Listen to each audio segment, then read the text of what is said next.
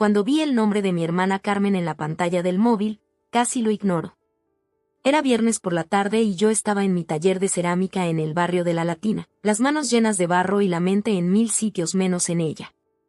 Hacía meses que no hablábamos, desde aquella cena en casa de mamá donde me dijo que mis jarrones artesanales eran bonitos para un mercadillo pero no para gente de su nivel. El mensaje era corto: Marta, celebro mi pedida de mano el próximo sábado en el Palacio de Linares. Espero que vengas. Carmen. Me quedé mirando la pantalla hasta que se apagó. ¿Por qué ahora? ¿Por qué yo? Carmen nunca había necesitado mi presencia en sus eventos. Desde que empezó a trabajar en esa consultora internacional y se mudó a Salamanca con Rodrigo, su prometido empresario. Había dejado muy claro que mi vida bohemia en Madrid no encajaba con su círculo de amigos con másters y coches alemanes. Esa noche no pude dormir. Me senté en la terraza de mi piso compartido en Lavapiés, con una copa de tinto barato y el sonido de la ciudad de fondo. ¿Qué esperaba conseguir yendo? ¿Su aprobación? Ya había pasado esa etapa. ¿Demostrarle que había cambiado? Tampoco, porque no lo había hecho. Seguía siendo la misma Marta que prefería mancharse las manos con arcilla antes que con hipocresías. Pero algo dentro de mí quería ir. Tal vez era curiosidad. Tal vez era el deseo de enfrentarme a todos esos fantasmas familiares que llevaba años evitando. O quizás simplemente quería demostrarle que ya no me importaba su opinión, que había encontrado mi propio camino entre hornos de cerámica y exposiciones en galerías pequeñas pero auténticas. Al día siguiente fui al rastro con mi amiga Elena. Entre puestos de antigüedades y ropa vintage, encontré un vestido azul marino de los años 60, elegante pero con personalidad. No era el tipo de vestido que Carmen aprobaría, pero tampoco quería su aprobación. Lo compré sin pensarlo 2 veces. Durante la semana siguiente, trabajé en mis piezas con más intensidad que nunca. Era como si necesitara reafirmar quién era antes de enfrentarme a ese mundo que tanto me había rechazado. Mis compañeros del taller notaron mi nerviosismo. Pablo, el escultor argentino que compartía espacio conmigo, me trajo mate todas las mañanas y me escuchó despotricar sobre familias disfuncionales y expectativas imposibles. El día llegó más rápido de lo que esperaba.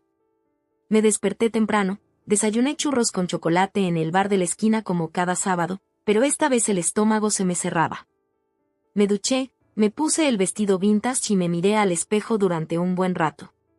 No llevaba joyas caras ni bolsos de marca. Solo unos pendientes de plata que había hecho yo misma y mi vieja cartera de cuero que había sobrevivido a 1000 aventuras. Cogí el metro hasta Banco de España. El Palacio de Linares se alzaba imponente en la Plaza de Cibeles, recordándome todo lo que separaba mi mundo del de Carmen. Respiré hondo antes de entrar. El portero me miró de arriba abajo, claramente evaluando si pertenecía a ese lugar. Le di mi nombre y, tras comprobar la lista, me dejó pasar con una sonrisa forzada. El interior era todo lo que esperaba y más. Candelabros de cristal, suelos de mármol que reflejaban la luz, invitados que parecían sacados de una revista de moda. Reconocí a algunos primos lejanos, a tíos que apenas visitaba. Todos me miraron con esa mezcla de sorpresa y lástima que también conocía. La oveja negra había aparecido en el rebaño. Me serví una copa de cava y me refugié cerca de una ventana. Desde allí podía observar sin ser el centro de atención. Carmen aún no había aparecido, pero su presencia se sentía en cada detalle, las flores blancas perfectamente arregladas, la música clásica de fondo, los camareros con guantes blancos que circulaban con bandejas de plata. No me arrepentía de haber venido. No todavía. La música cambió a algo más solemne y los invitados empezaron a congregarse cerca del salón principal. Carmen apareció del brazo de Rodrigo, radiante en un vestido color crema que probablemente costaba más que mi alquiler de 3 meses. Su pelo rubio ceniza estaba recogido en un moño perfecto, ni un mechón fuera de lugar. Rodrigo, alto y bronceado, llevaba un traje gris que parecía hecho a medida. Formaban la pareja perfecta de revista. Me mantuve en mi rincón, observando cómo saludaban a todos con sonrisas estudiadas. Carmen siempre había tenido ese don para la actuación social. Desde pequeña sabía exactamente qué decir, cómo sonreír, cómo moverse para caer bien. Yo, en cambio, siempre fui la que decía lo que pensaba en el momento equivocado. Entonces nuestras miradas se cruzaron. Vi el destello de reconocimiento en sus ojos, seguido de algo más difícil de identificar. ¿Sorpresa? ¿Molestia? Se acercó hacia mí con Rodrigo, su sonrisa nunca flaqueando. Marta, qué alegría que hayas podido venir, dijo, dándome 2 besos al aire para no estropear su maquillaje. Rodrigo, te presento a mi hermana pequeña. La artista de la familia. La forma en que dijo artista me hizo apretar la copa. Como si fuera un eufemismo para fracasada. Rodrigo me estrechó la mano con firmeza, sus ojos grises evaluándome rápidamente. Encantado. Carmen me ha hablado mucho de ti, mintió cortésmente. Sabía que Carmen no hablaba de mí. En su narrativa perfecta, yo era apenas una nota al pie de página, algo que mencionar rápidamente y luego olvidar. La conversación continuó con esa tensión educada que caracterizaba todas nuestras interacciones. Preguntaron por mi trabajo, fingieron interés cuando les hablé de mi última exposición en una galería de Malasaña. Carmen mencionó casualmente que una de sus amigas había comprado cerámica artesanal en el Corte Inglés, como si eso tuviera algo que ver con lo que yo hacía.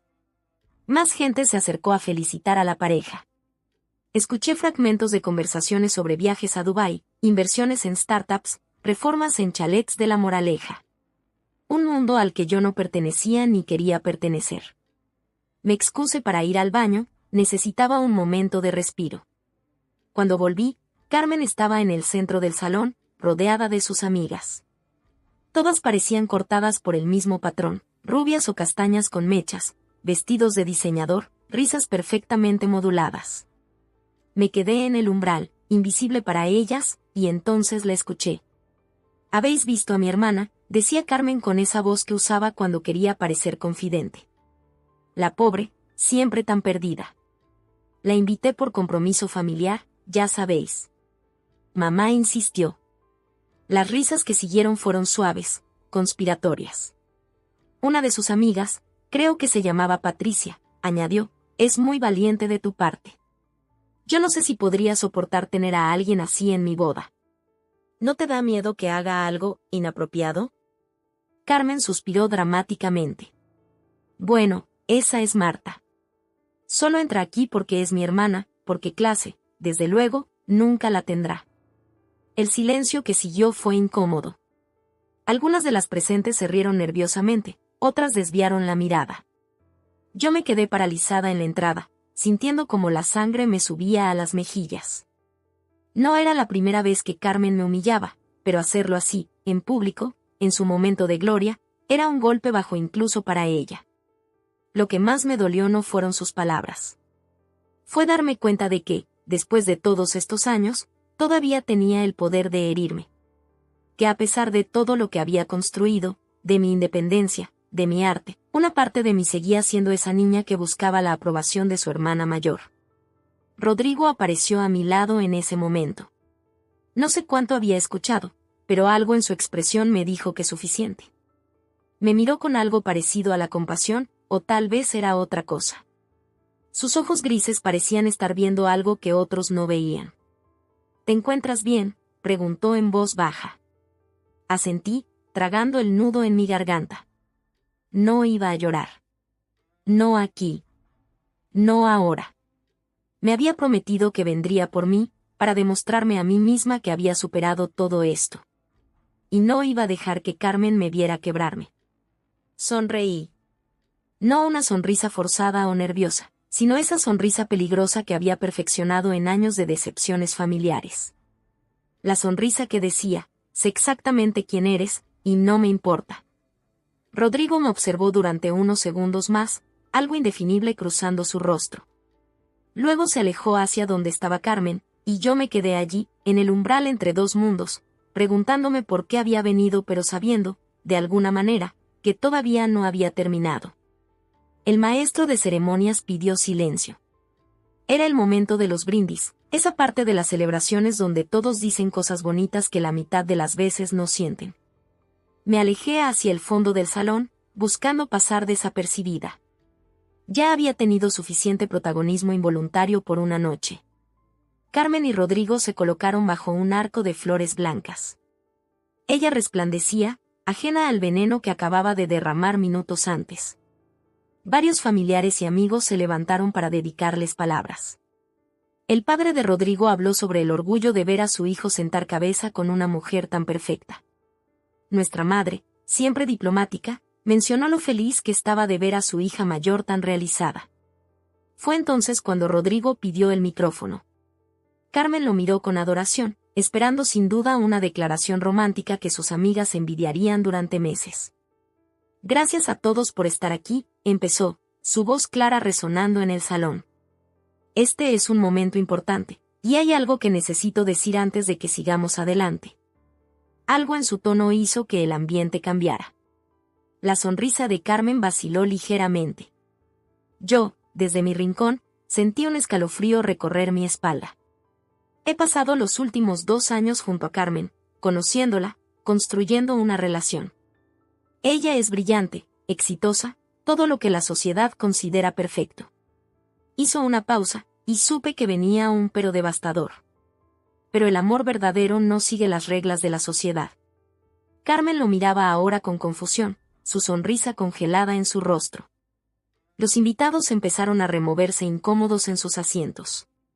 Rodrigo se giró lentamente, y sus ojos me encontraron al fondo del salón. He estado enamorado de la hermana equivocada. El silencio fue absoluto. Incluso los camareros se detuvieron. Sentí como si el suelo se abriera bajo mis pies. No podía estar pasando esto. No aquí. No ahora. Marta, continuó, su voz suave pero firme, desde el primer día que te conocí, supe que eras diferente. No pretendías ser algo que no eras. Tu autenticidad, tu pasión por tu arte, tu forma de ver el mundo. Me enamoré de todo eso. Intenté negarlo, hacer lo correcto, seguir el guión. Pero ya no puedo fingir más. Vi la cara de Carmen transformarse. De la confusión a la incredulidad, de la incredulidad a la furia. Su perfecta compostura se desmoronó como un castillo de naipes. Es una broma, su voz salió aguda, histérica. ¿Esto es algún tipo de broma cruel? Pero nadie se reía. Los invitados miraban entre nosotros tres como si estuvieran viendo un accidente de coche en cámara lenta. Mi madre se había llevado la mano a la boca. El padre de Rodrigo parecía a punto de tener un infarto. No es una broma, respondió Rodrigo con calma. Es la verdad. Y merecía saberla antes de que fuera demasiado tarde. Carmen se volvió hacia mí entonces, sus ojos llenos de una rabia que nunca había visto. Tú has planeado esto.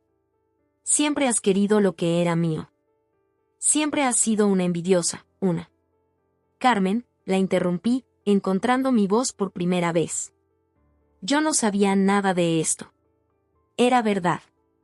Estaba tan sorprendida como ella. Más, quizás, porque mientras ella perdía a un prometido, yo acababa de ganar, ¿qué exactamente? Un admirador que había elegido el peor momento posible para su confesión. Un escándalo familiar que nos perseguiría durante años.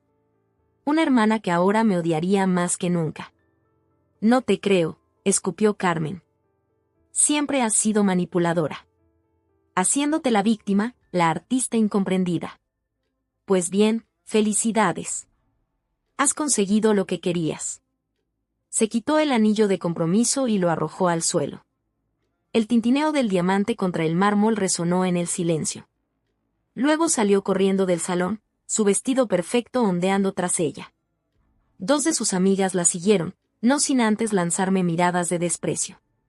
Los invitados empezaron a murmurar, a levantarse, a buscar sus abrigos. En cuestión de minutos, el salón se estaba vaciando. Era como ver un naufragio en tiempo real. Rodrigo seguía de pie bajo el arco de flores, solo ahora. Me miraba con una expresión que no supe descifrar. ¿Esperanza? ¿Arrepentimiento? ¿Alivio? Me acerqué lentamente, consciente de todas las miradas que me seguían. Cuando estuve frente a él, no supe qué decir. Gracias. ¿Por qué? ¿Estás loco? Lo siento, dijo finalmente. No quería que pasara así. Pero no podía seguir mintiendo. No a ella, no a mí mismo, no a ti. No me conoces, respondí, mi voz apenas un susurro. Apenas hemos hablado. ¿Cómo puedes decir que estás enamorado de mí? Sonrió con tristeza. A veces no necesitas conocer todos los detalles de alguien para saber que es real. He visto cómo la tratas a pesar de cómo te trata ella. He visto tu trabajo, tu pasión. He visto quién eres cuando crees que nadie te observa. Sus palabras me dejaron sin aliento. Durante años, había creído que era invisible en ese mundo de apariencias. Y resulta que alguien había estado mirando, viendo más allá de la superficie. Esto no cambia lo que acaba de pasar, dije. Has destrozado mi relación con mi hermana. Mi familia nunca me perdonará. Tu relación con tu hermana ya estaba destrozada, respondió suavemente. Yo solo he expuesto lo que todos fingían no ver. Tenía razón, y eso era lo que más me dolía. Carmen y yo nunca habríamos tenido una relación real. Pero al menos antes teníamos la ilusión de normalidad. Ahora ni siquiera nos quedaba eso. Me di la vuelta para irme, pero su voz me detuvo. Marta, sé que esto es un desastre. Sé que el momento es terrible. Pero no me arrepiento de haber dicho la verdad. Y cuando estés lista, si algún día lo estás, me gustaría tener la oportunidad de conocerte. De verdad. No respondí. Salí del Palacio de Linares con la cabeza alta, dejando atrás los susurros, las miradas, los juicios. En la calle, Madrid seguía su ritmo frenético, ajena al drama que acababa de desarrollarse. Caminé sin rumbo durante horas, tratando de procesar lo que había pasado. Mi teléfono no paraba de vibrar. Mensajes de familiares, de conocidos, probablemente de Carmen. Los ignoré todos. Necesitaba tiempo para entender cómo mi vida había dado un giro tan dramático en una sola noche. Al llegar a casa, me quité el vestido vintage y me puse mi pijama más cómodo. Me preparé una infusión y me senté en la terraza. La ciudad brillaba bajo las estrellas, hermosa e indiferente. No había ganado nada esa noche. Pero tampoco había perdido nada que no hubiera perdido ya hace años. Y por primera vez en mucho tiempo, me sentí vista. No como la hermana problemática de Carmen, sino como Marta. Solo Marta. Y tal vez, solo tal vez, eso era un comienzo. La resaca emocional del día anterior pesaba más que cualquier resaca de alcohol. Me desperté tarde, con el móvil muerto de tantas llamadas perdidas. Lo enchufé y vi la cascada de notificaciones, 37 llamadas perdidas, la mayoría de mamá y de números desconocidos. WhatsApp explotaba con mensajes de primos que no me habían escrito en años, tías que de repente se acordaban de mi existencia. No abrí ninguno. Me preparé el café más cargado de mi vida y me senté en la cocina compartida. Elena, mi compañera de piso, entró con cara de haber estado esperando a que me levantara.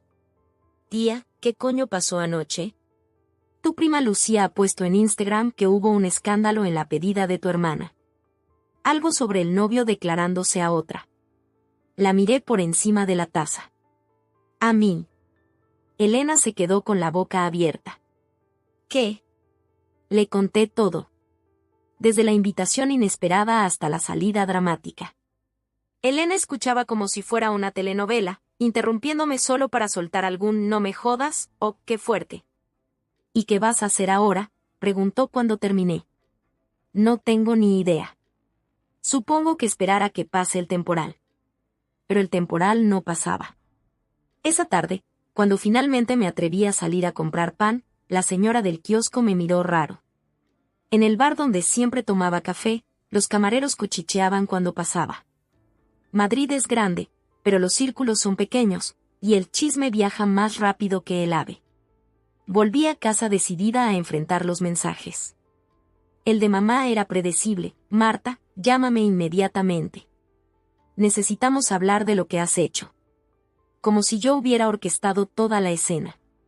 Los de las tías eran variaciones del mismo tema: escándalo, vergüenza familiar, pobre Carmen. Solo mi prima Lucía, la oveja negra de la otra rama familiar, había escrito: joder, prima, vaya show.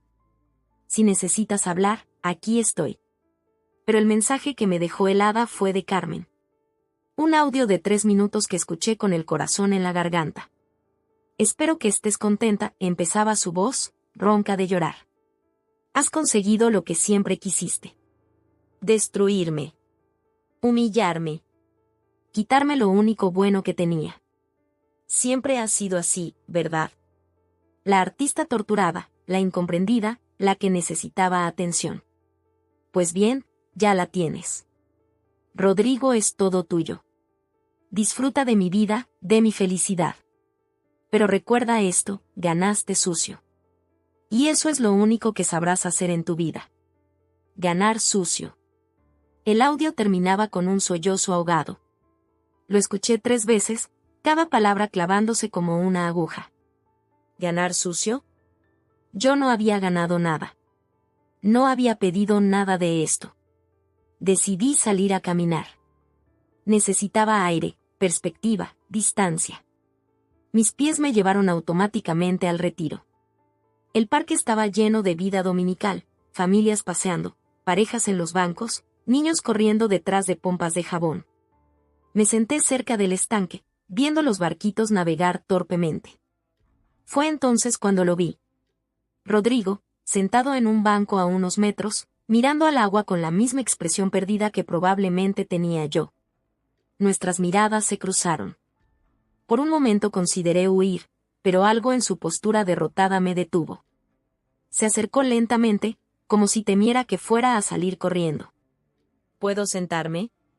Asentí. Nos quedamos en silencio varios minutos, viendo los patos pelearse por trozos de pan. La he perdido todo, dijo finalmente. Mi trabajo, mi familia está furiosa, los amigos me tratan como si fuera un leproso. Mi padre dice que soy una vergüenza. Mi madre no para de llorar. ¿Y te arrepientes? Lo pensó un momento. De cómo lo hice, sí. Del momento, definitivamente. Pero no de decir la verdad. ¿Por qué yo? La pregunta que había estado quemándome desde anoche salió sola. ¿En serio, Rodrigo? Apenas nos conocemos. Se giró hacia mí. ¿Recuerdas la cena de Navidad en casa de tus padres hace 2 años? Carmen me llevó por primera vez. Pasé toda la noche viendo cómo te trataba, cómo te menospreciaba, y cómo tú simplemente seguías siendo tú misma. No te defendías con crueldad, no caías en su juego. Hablaste de tu trabajo con una pasión que ella nunca ha tenido por nada, excepto quizás por aparentar. Recordaba esa cena. Carmen había pasado la velada burlándose de mis platos de barro delante de Rodrigo. Yo había terminado cenando en la cocina con papá. Después de eso, empecé a fijarme, continuó. Fui a tu exposición en Malasaña. No le dije a Carmen. Vi tus piezas, la forma en que capturabas emociones en cerámica. Había especialmente, un jarrón roto que habías reconstruido con oro.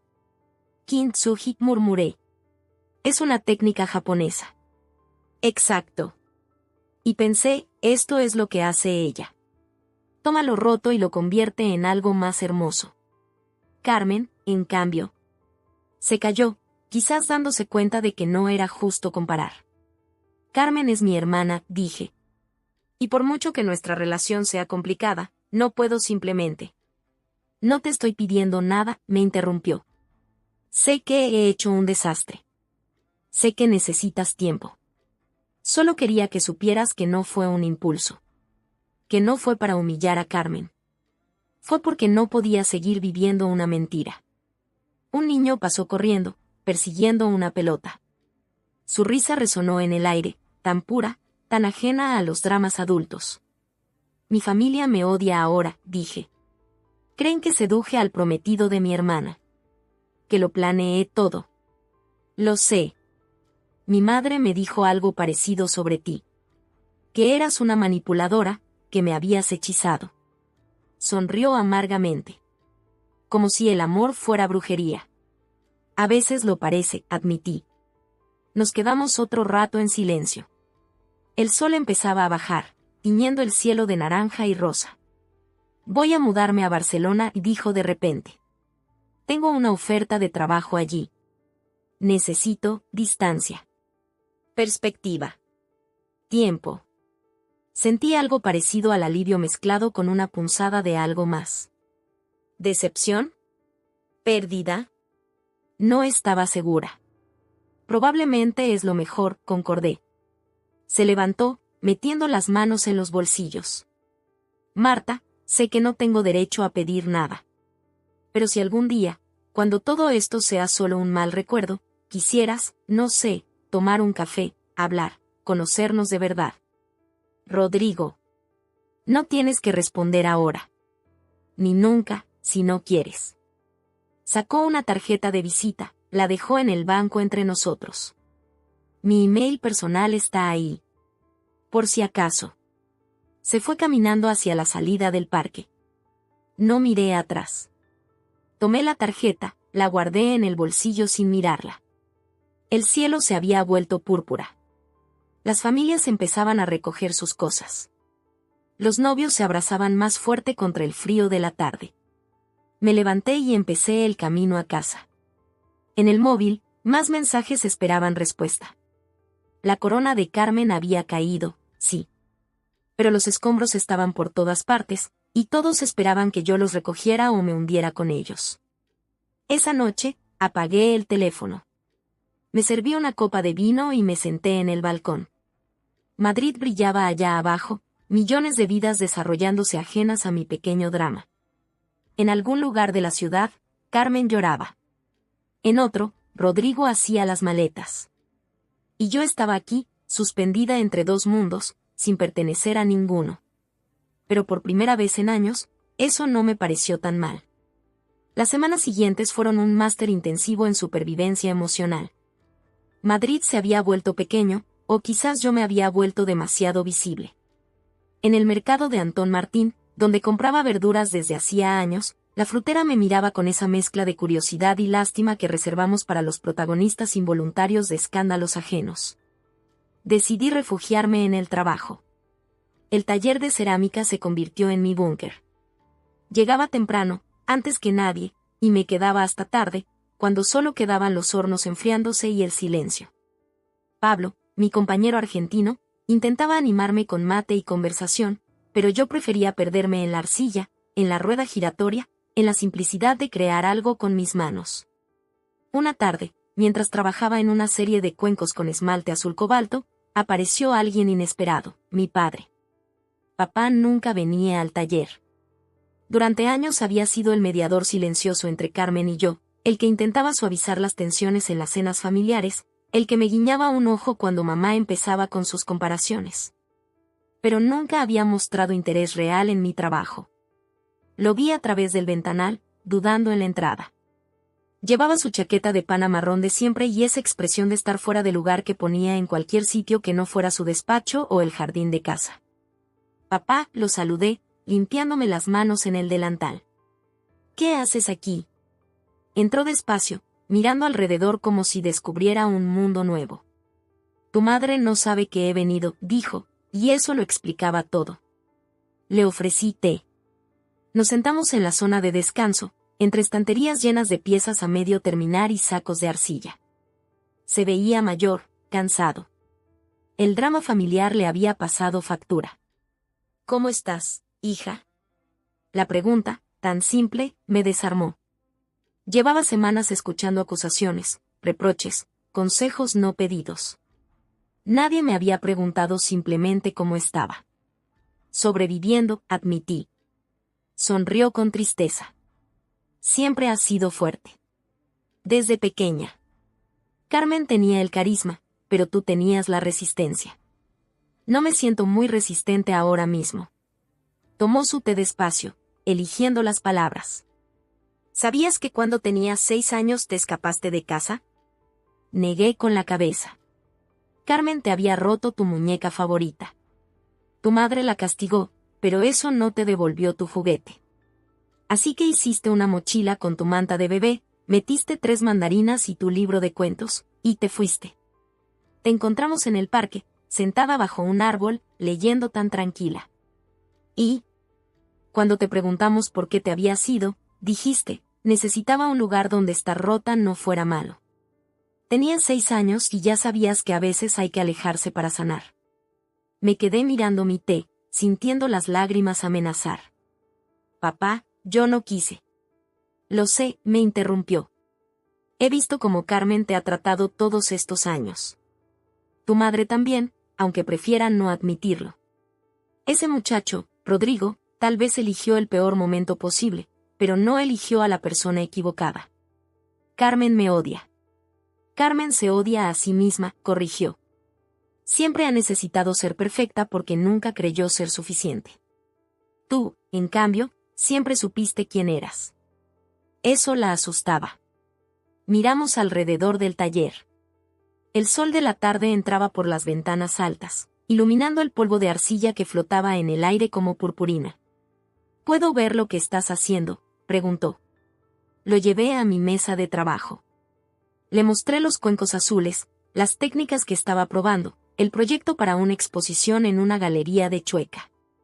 Por primera vez en mi vida, vi genuino interés en sus ojos. Son hermosos, dijo, tocando delicadamente un cuenco terminado. ¿Sabes? Tu abuela también hacía cerámica. Antes de casarse. Tu madre nunca quiso que lo supieras. Pensaba que te daría ideas. La revelación me dejó sin palabras. Una artista en la familia, una predecesora silenciada. Tengo algunas de sus piezas en el desván, continuó. Las guardé todos estos años. Quizás te gustaría verlas. Me encantaría. Se quedó una hora más. Le enseñé a usar el torno, riendo cuando la arcilla salió volando en su primer intento.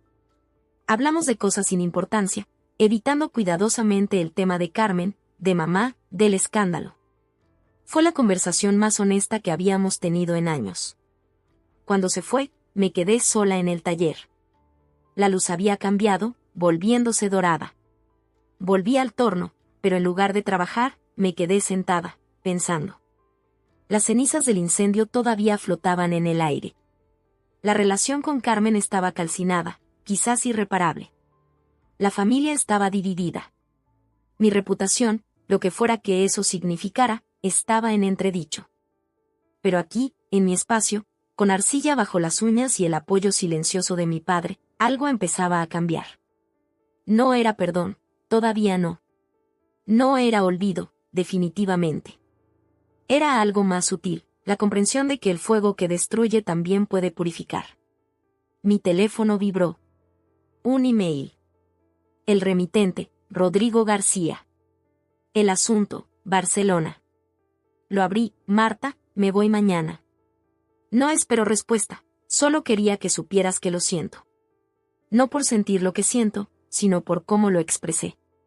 Destruye algo que ya estaba roto, pero esa no era mi decisión que tomar. Barcelona es bonita. Si alguna vez necesitas un lugar donde estar rota no sea malo, tu padre me contó esa historia hace años. Aquí tienes un amigo. Cuídate. R. Cerré el email sin responder. No había nada que decir. Todavía no. Volví al torno. La arcilla esperaba, paciente, lista para tomar la forma que yo decidiera darle. Como mi vida. Como mi futuro. Las manos encontraron su ritmo. El cuenco empezó a formarse, simétrico, suave. A veces hay que tocar fondo para poder reconstruir. A veces las cenizas son solo el principio. Esa noche, cuando cerré el taller, me sentí diferente. No mejor, exactamente. No curada. Pero sí más entera. Como las piezas de kintsugi que tanto le habían gustado a Rodrigo, rota, sí, pero reconstruida con oro en las grietas. El camino a casa fue tranquilo. Madrid empezaba su vida nocturna, ajena a los dramas personales de sus habitantes. En Lavapiés, los bares se llenaban, la música salía de las ventanas abiertas, la vida seguía. Y yo también seguiría. Diferente, cambiada, pero en pie. Como siempre había hecho. Como siempre haría. 6 meses después, la vida había encontrado un nuevo ritmo. No normal, porque lo normal ya no existía, pero sí sostenible. Las llamadas de mamá habían pasado de diarias a semanales, de acusatorias a simplemente tensas. Carmen había bloqueado mi número, mis redes sociales, mi existencia entera. A través de Lucía supe que había retomado su vida en Salamanca, que salía con un abogado de su firma, que había cortado el pelo y se había apuntado a Pilates. Yo, por mi parte, había encontrado una extraña libertad en el ostracismo familiar. Sin la presión de cumplir expectativas imposibles, mi trabajo floreció. La exposición en Chueca fue un éxito modesto pero significativo. Vendí varias piezas, conseguí un par de encargos importantes, incluso una revista de diseño publicó un artículo sobre mi trabajo. Aquella mañana de marzo, el primer día verdaderamente primaveral del año, estaba preparando café cuando Elena entró en la cocina con cara de conspiración. «Ha llegado un paquete para ti». «Grande». En el salón encontré una caja de madera, cuidadosamente embalada. El remitente era de Barcelona. Dentro, envueltas en papel de seda, encontré 6 piezas de cerámica. No cualquier cerámica, las piezas de mi abuela que papá había mencionado. Había un jarrón con esmalte verde mar, varios cuencos con patrones geométricos, una tetera con forma de pájaro. La nota de papá era escueta. Pensé que deberían estar con su legítima heredera.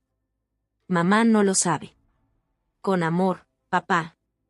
Las dispuse en la mesa, maravillándome con cada una. Mi abuela había sido una artista extraordinaria. Ver su trabajo era como encontrar una parte de mí que no sabía que existía. Mi móvil sonó. Número desconocido, prefijo de Barcelona. Marta. Era Rodrigo. No habíamos hablado desde aquel email hacía meses. Hola. He visto la reseña de tu exposición en El País.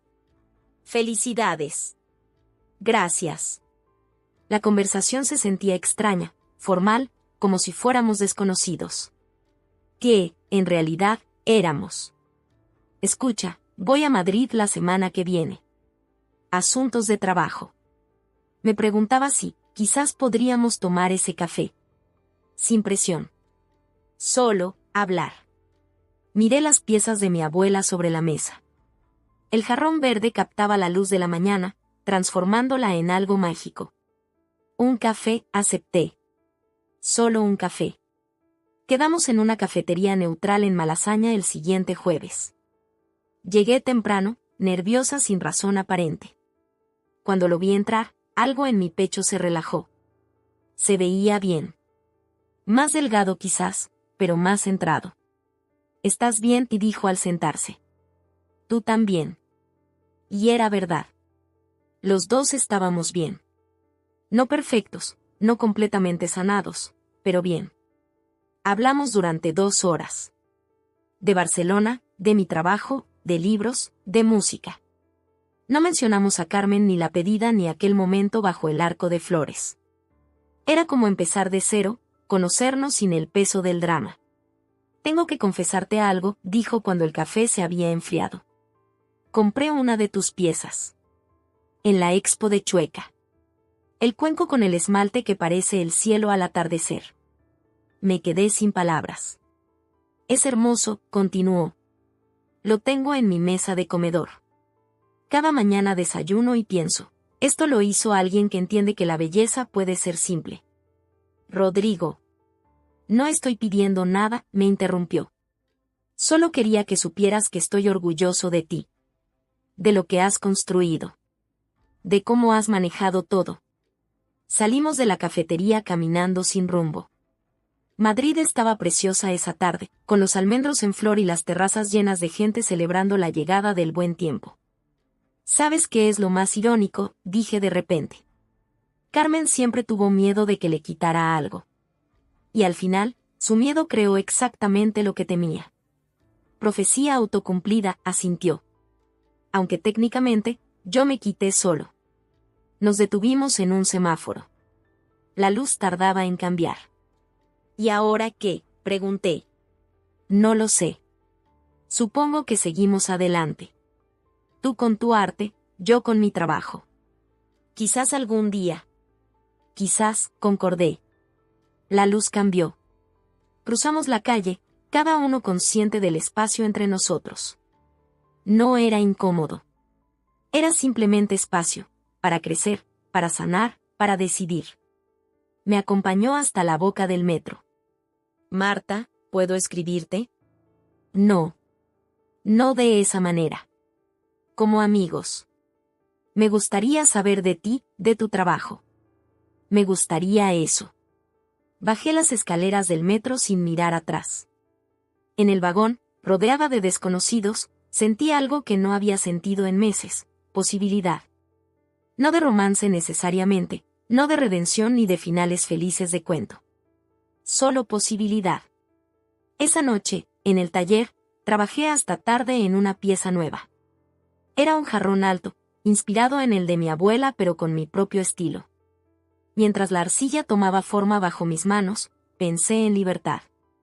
La libertad no había llegado con la caída de Carmen ni con la confesión de Rodrigo. No había llegado con la validación profesional ni con el perdón parcial de la familia. Había llegado en silencio, en los momentos entre momentos, cuando dejé de necesitar la aprobación de otros para saber quién era. Mis manos se movían seguras sobre la arcilla. El jarrón crecía, elegante y fuerte. En algún lugar de Madrid, Carmen vivía su vida. En Barcelona, Rodrigo cenaba de su cuenco color atardecer. Y yo estaba aquí, en mi elemento, creando belleza de la nada. A veces la libertad no es escapar de las sombras. Es darse cuenta de que las sombras solo tienen el poder que les das. Y yo había dejado de darles poder. El jarrón estaba terminado. Mañana lo metería en el horno, lo esmaltaría, lo convertiría en algo permanente. Pero esta noche, era perfecto en su imperfección húmeda, en su fragilidad, en su potencial. Me limpié las manos y apagué las luces. En la calle, Lavapiés vibraba con su energía nocturna habitual. Caminé a casa despacio, disfrutando del aire fresco, de la sensación de arcilla seca en las cutículas, del cansancio satisfecho del trabajo bien hecho. Mi teléfono vibró.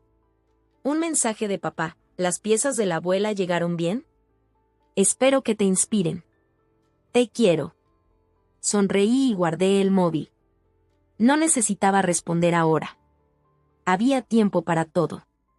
En casa, Elena veía una serie en el sofá.